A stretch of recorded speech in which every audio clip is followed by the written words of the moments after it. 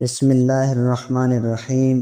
السلام علیکم ورحمۃ اللہ وبرکاتہ۔ محترم ناظرین، نماز دین اسلام کا سب سے اہم اور بنیادی رکن ہے۔ یہ ایک ایسی عبادت ہے جس میں بندہ براہ راست اللہ تعالیٰ سے ہم کلام ہوتا ہے، اسی لیے اس کے آداب، اصول اور شرائط بھی بہت اہم ہیں۔ اس میں ذرا سی کوتاہی یا غلطی کبھی نماز کو فاسد کر دیتی ہے اور کبھی باعث گناہ بن جاتی ہے۔ انہی اہم مسائل میں سے ایک مسئلہ ہے کہ اگر نماز کے دوران کسی کو چھینک آ جائے اور وہ الحمدللہ کہہ دے یا کسی دوسرے کی چھینک پر یرحمک اللہ بول دے تو کیا اس سے نماز ٹوٹ جائے گی؟ کیا نماز برقرار رہتی ہے یا دوبارہ پڑھنا لازم ہو جاتا ہے؟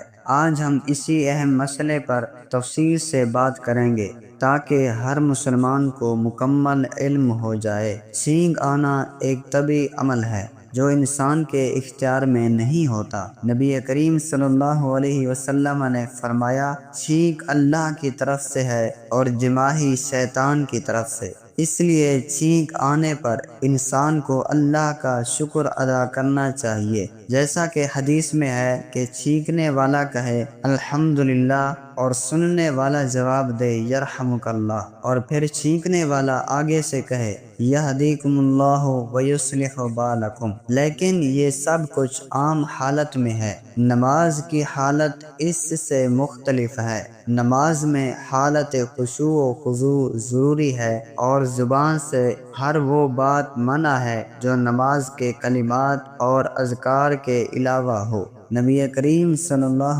علیہ وسلم کے دور میں صحابہ کرام کو ابتدا میں نماز کے دوران دنیاوی بات چیت کی اجازت تھی، لیکن بعد میں یہ حکم منسوخ ہو گیا۔ صحیح مسلم کی حدیث ہے کہ حضرت معاویہ بن حکم رضی اللہ عنہ بیان کرتے ہیں کہ میں نماز میں کسی کی چھینک پر یرحمک اللہ کہہ بیٹھا تو نمازیوں نے مجھے گھور کر دیکھا، میں گھبرا گیا اور کہا مجھے ماں باپ قربان ہوں، تم مجھے کیوں دیکھ رہے ہو؟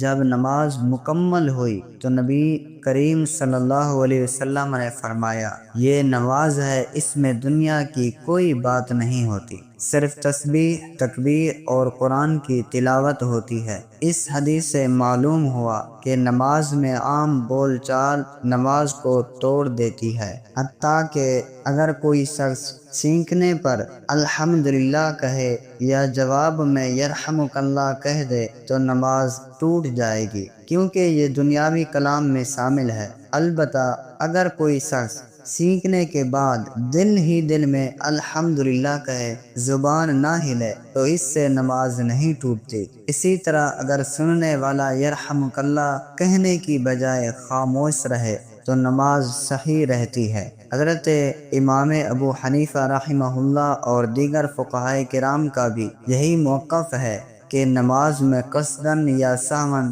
دنیاوی کلام کرنے سے نماز فاسد ہو جاتی ہے اور دوبارہ پڑھنی لازم ہوتی ہے۔ اب سوال یہ پیدا ہوتا ہے کہ اگر کسی کو چھینک آئی اور وہ لاشعوری طور پر الحمدللہ بول پڑا تو کیا نماز ٹوٹ گئی؟ اس کا جواب یہ ہے کہ اگر وہ بالکل بھول کر یا بے اختیار بول گیا تو فقہی لحاظ سے معافی ہے، لیکن اگر جان بوجھ کر بولا تو نماز ٹوٹ گئی اور دوبارہ ادا کرنا فرض ہے۔ اسی طرح اگر کسی نے نماز میں کسی دوسرے کی چھینک پر یرحمک اللہ کہا تو نماز جاتی رہی۔ اس پر کئی فقہی فتاوی موجود ہیں جن میں صراحت کے ساتھ لکھا گیا ہے کہ نماز کے دوران ایسی گفتگو ممنوع ہے۔